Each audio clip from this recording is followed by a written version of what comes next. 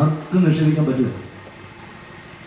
പണ്ടേ 25 വർഷം മുമ്പ് 40 വർഷം മുമ്പേ ചാണകം മെഴുകിയ തറയിൽ കീറപ്പായൽ മണ്ണെണ്ണ വെള്ളത്തിൻ്റെ വെട്ടത്തെ വെറും വെട്ടുകല്ലുണ്ടാക്കുക പരിക്കാത്ത താമസിച്ചുകൊണ്ടിരുന്നപ്പോൾ അപ്പനും അമ്മയും ശരിക്ക് കരഞ്ഞ് പ്രാർത്ഥിച്ചവരാ. ഓ 8 മക്കൾ എല്ലാവരും എങ്ങനെ വളർത്തും, എങ്ങനെ കെട്ടിക്കും? താവേ കാരണം തോന്നാണ്, ചിലവ് കൂടുതൽ, വരവ് കുറവാ, എവിടെ പോയി എത്തും? നമ്മുടെ അപ്പച്ചനും അമ്മച്ചിയെ ചങ്കൂട്ടിന്ന് കരഞ്ഞതാ. ആ കണ്ണുനീരിൻ്റെ ഫലം തമ്പുരാൻ തന്നോ? എല്ലാ മക്കൾക്കും ദൈവം ജോലി കൊടുത്തു, സ്വനാട്ടിൽ വിദേശ നാട്ടിൽ. അപ്പോൾ പുറത്തുനിന്ന് പണം വരാൻ തുടങ്ങി. ചാണകം മെഴുകിയ തറ മാറി, ടൈലിട്ട വീടുകൾ, മണ്ണെണ്ണ വിളക്ക് മാറി, ക്ലസ്റ്റർ ബൾബുകൾ, 2-3 വണ്ടികൾ, AC റൂമുകൾ. എന്നിട്ടോ ഈ പെരയ്ക്കകത്ത് താമസിക്കുമ്പോ എൻ്റെ എൽദോന്, എൻ്റെ മേഴ്സി, ഏലിയാമ്മേ, നിനക്ക് യഥാർത്ഥ സമാധാനം, സന്തോഷം, ശാന്തി ഉണ്ടോ ഇപ്പോ?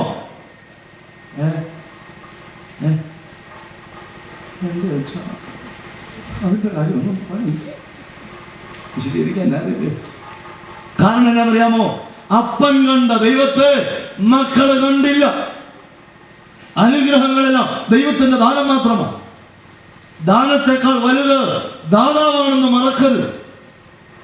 ദൈവത്തെ മറന്ന് ജീവിച്ച മക്കളെ നാളെ അന്യന്റെ മുമ്പിൽ കൈ നീട്ടേണ്ടി വരുന്നത് ഒത്തിരി കോടീശ്വര ഭവനത്തിൽ ഇന്ന് ഞാൻ കാണുന്ന റിയാലിറ്റീസാണ്. മറക്കരുത്. കുഞ്ഞുങ്ങൾക്ക് കൊടുക്കേണ്ടവരെ കൊടുക്കണം. പൈസ കൂട്ടി വെച്ചേ തലക്കനം വർദ്ധിപ്പിക്കല്ലേ.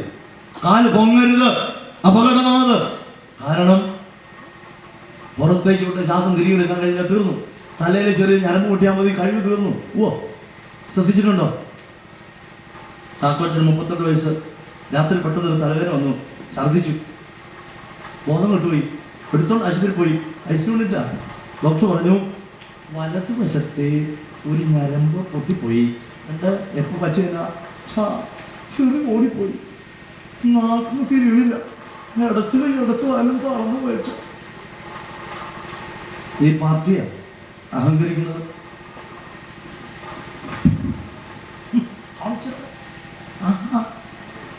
എന്നാ വീറ, കുറച്ച് കാര്യങ്ങളേ ഉള്ളൂ, പുറത്ത് കേൾക്കത്തില്ലല്ലോ. 6 തവണ അടുപ്പിച്ച് വയറ്റിന്ന് പോയാൽ എങ്ങനെ ഇരിക്കും? രാവിലെ വരെ തുടങ്ങിയതാ, ഉച്ച മേലെ കിടന്നോട്ടെ. ചാടി മറിച്ചിക്ക് നിൽക്കാൻ പറ്റണില്ലേ? മൺകട്ടിയാ ഞാനും നിങ്ങൾ. പണം കിട്ടിയാലൊന്നും അഹങ്കരിക്കല്ലേ. ഡിഗ്രി, സൗന്ദര്യം, വിദ്യാഭ്യാസം ഇവ കിട്ടിയാൽ അഹങ്കരിക്കാൻ പാടില്ല. കൂടുതൽ വിനയപ്പെടുക വേണ്ടത്. കാരണം മൺമയമാവി ഉലകിൽ കാണും മായ വന്മഹിമ തനം സുരങ്ങൾ സകലവും മായ.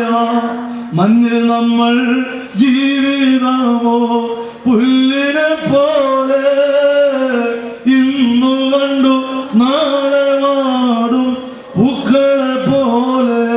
ധാന്യം, ധനം, ലാഭം, കീർത്തി നഷ്ടമാകും. മാന്യമിത്ര ആകെ നമ്മെ പിരിഞ്ഞിനി പോകും.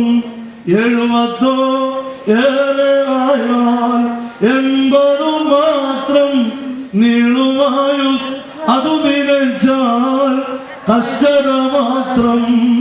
ലോകമാരു ഭൂവിൽ മർദ്ദർ ആശ്രയം തേടി. ശോകക്കോടും വെയിലയ്യോ വീഴുന്നു വാടി. ദൈവമക്കൾ നമുക്ക് സ്വർഗം സ്വന്തം ദേശം. കേവലമി പാരിടമോ വെറും പരദേശം. കേവലമി പാരിടമോ വെറും പരദേശം. അതോർക്കുന്നവനെ കൊടുക്കാൻ കഴിയും, താഴ്മപ്പെടാൻ കഴിയും. തന്നതെല്ലാം തമ്പുരാന്റെ ദാനം. എനിക്ക് കൂട്ടിവെക്കാനുള്ളതല്ല, അഹങ്കരിക്കാനുള്ളതല്ല, കൊടുത്തു തീർക്കാനുള്ളത്. കിട്ടിയ ദാനത്തെക്കുറിച്ച് 1 കൊരിന്ത്യർ 4:7 പൗലോസ് ഇങ്ങനെ പറയുന്നു, നിനക്ക് ദാനമായി ലഭിച്ചതല്ലാതെ നിനക്ക് സ്വയമായിട്ട് എന്തുണ്ട്? ലഭിച്ചതെല്ലാം ദാനമായിരുന്നിട്ടും ദാനമല്ല എന്ന മട്ടിൽ നീ എന്തുകൊണ്ട് അഹങ്കരിക്കുന്നു?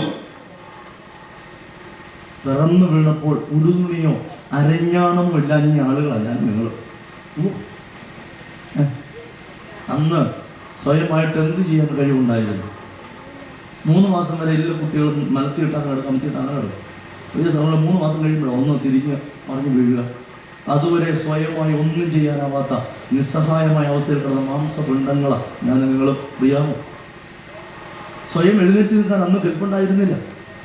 വല്ലതും ആശയം അമ്മച്ചിയോട് പറഞ്ഞു, അമ്മച്ചി എനിക്ക് വയറ്റ് വേദന എടുക്കുന്നു, ഇച്ചിരി മരുന്നും വേണം, ഒരു ഗ്ലാസ് പാലും വേണം. 3-ാം മാസം പറഞ്ഞു ഇല്ല. പിന്നെ വലിച്ചു കീറാനുള്ള കഴിവുണ്ടായിരുന്നു. ഇന്നോ 5:45-6 പൊക്കൊണ്ടച്ചാ, സുന്ദരൻ വെച്ചാൽ സുന്ദരി വെച്ചാൽ, BC നഴ്സിംഗ് കഴിച്ചാൽ, MBA കഴിച്ചാൽ, UK പോകാ വെച്ചാൽ, ഇപ്പോഴും പോകാ വെച്ചാൽ, ഞാൻ സുന്ദരി വെച്ചാൽ, റോഡിൽ നടക്കുമ്പോൾ ഒത്തിരി നോക്കാൻ കൊണ്ടച്ചാൽ 5 മിനിറ്റ് കൊണ്ട് 15 കൂട്ടം കാര്യം ഇപ്പോൾ പറയാനില്ലേ? മൂത്ത മോളെ ശ്രേഷ്ഠഭാവയുടെ തൊട്ടടുത്ത വീട്ടിൽ അകട്ടിച്ചിരിക്കുന്ന ഇളയ മോള് ഡോക്ടറാണ്, മൂത്തയാൾ എഞ്ചിനീയറാണ്, വരാൻ പോകുന്ന വരുമോള് കമ്പ്യൂട്ടർ എഞ്ചിനീയർ. ഓഹോ, എന്തെല്ലാം കാര്യങ്ങൾ 5 മിനിറ്റ് കൊണ്ട് പറയുന്നതേ. ചോദ്യമുണ്ട്, ഇങ്ങോട്ട് വന്നപ്പോൾ വല്ലതും ഉണ്ടായിരുന്നോ? ഈ പറഞ്ഞ മേന്മകൾ വല്ലതും ഉണ്ടായിരുന്നോന്ന്? പിന്നെ ഇതൊക്കെ കിട്ടിയത് എങ്ങനെ? ചുരുക്കുക, തമ്പുരാന്റെ ദാനം മാത്രം കിട്ടിയത് മുഴുവൻ. ഓർത്തോർത്ത് നന്ദി പറയാനല്ലാതെ അഹങ്കരിക്കാൻ ദൈവമക്കൾക്ക് പാടില്ല. അതുകൊണ്ട് മടങ്ങട്ടെ, വേദനിക്കുന്ന സഹജീവികൾക്ക് ആശ്വാസം കൊടുക്കാൻ മനസ്സ് മാറ്റണം. യഥാർത്ഥ ഭക്തന്മാരെ ദൈവം തിരിച്ചറിയുന്നത് അങ്ങനെ മാത്രം. അല്ലാതെ പണം കുന്നുകൂട്ടി വെച്ച് അതിൻ്റെ മുകളിൽ കോഴിപ്പട പരന്നിരിക്കുന്ന പോലെ ഒരുങ്ങിയിരിക്കുന്ന പാർട്ടികൾ ചത്തു കഴിഞ്ഞാല് ധനവാന്റെ തൊട്ടടുത്ത സീറ്റ് അവർക്ക് ഉറപ്പാ. യാതനാ സ്ഥലത്ത് പോണം. അപ്പം മരിച്ച 2 പാർട്ടിയുടെ ആത്മാക്കളെ പോയത് അവിടെ നിന്ന് കർത്താവ് പഠിപ്പിച്ചത്. അന്ന് അയ്യം പിടിച്ചിട്ട് ഒരു കാര്യമില്ല. എനിക്കിപ്പോൾ ഇതേ പറയാൻ പറ്റുള്ളൂ. വേദനിക്കുന്നവൻ്റെ നേരെ കണ്ണടയ്ക്കരുത്. ഭക്തിയുടെ 1-ാം ഭാഗം. 2-ാം ഭാഗം, ഈ ലോകത്താലുള്ള കളങ്കം പറ്റാതെ സ്വയം സൂക്ഷിച്ചോണം. അതാണ് യഥാർത്ഥ ഭക്തി എന്ന് പറയുന്നത്. ലോകത്തിൽ കളങ്കം വല്ലതും ഉണ്ടോ?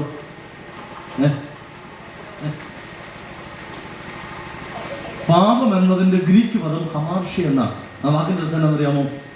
ലക്ഷ്യം തെറ്റുക. ദൈവം വച്ചിരിക്കുന്ന ലക്ഷ്യങ്ങൾ തെറ്റിക്കുന്നതെല്ലാം പാപങ്ങൾ. ഒരു വ്യക്തിയെക്കുറിച്ച് ദൈവത്തിനൊരു ലക്ഷ്യമുണ്ട്. ഒരു ഭാര്യയെക്കുറിച്ച്, ഭർത്താവിനെക്കുറിച്ച്, മകനെക്കുറിച്ച്, വിദ്യാർത്ഥിയെക്കുറിച്ച് ദൈവത്തിൻ്റെ ലക്ഷ്യമുണ്ട്. ഓരോ അവയവങ്ങളെക്കുറിച്ച് ദൈവത്തിൻ്റെ ലക്ഷ്യമുണ്ട്.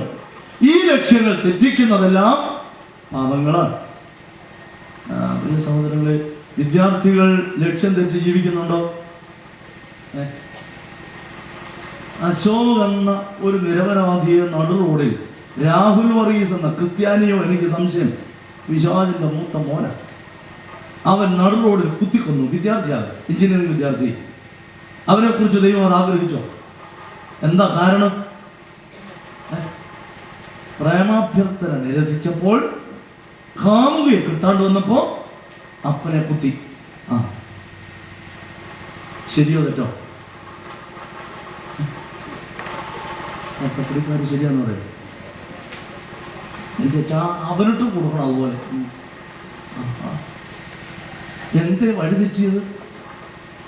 നിങ്ങൾ ഈ കോളേജിൽ സ്കൂളിൽ പിള്ളേരെ വിടുന്നത് എന്തിനാ? പഠിക്കാൻ, കല്യാണം ആലോചിക്കാനല്ലല്ലോ. ആണോ? അല്ല, ഒരാളും കൊണ്ട് അങ്ങോട്ടും ഇങ്ങോട്ടും ഇഷ്ടപ്പെട്ട് കല്യാണം കഴിച്ചാൽ കുഴപ്പമല്ലോ ഉണ്ടോ? വചനം എന്താ പറയുക? 1 Timothy 5:6 പെട്ടെന്ന് വായിച്ചു. നമ്മൾ ദൈവവചനത്തിൽ നിന്ന് എപ്പോഴൊക്കെ മാറിയോ സമൂഹത്തിലും കുടുംബങ്ങളിലും വ്യക്തികളിലും അതിൻ്റെ തിക്തഫലം കണ്ടുകൊണ്ടിരിക്കുക. അത് കണ്ടെങ്കിലും മുന്നറിയിപ്പ് മനസ്സിലാക്കി മാറാനുള്ള വിവേകം നമുക്കുണ്ടാകട്ടെ എന്ന് മാത്രം പ്രാർത്ഥിക്കുക. 1 Timothy 5:6 കാമുകിയായവളോ ജീവിച്ചിരിക്കുമ്പോൾ തന്നെ ചത്തവൾ. ഈ വചനം വായിച്ചിട്ടുള്ള അമ്മച്ചിമാര് കൈവക്കാം. അപ്പച്ചമാർക്ക് നേരമില്ലല്ലോ.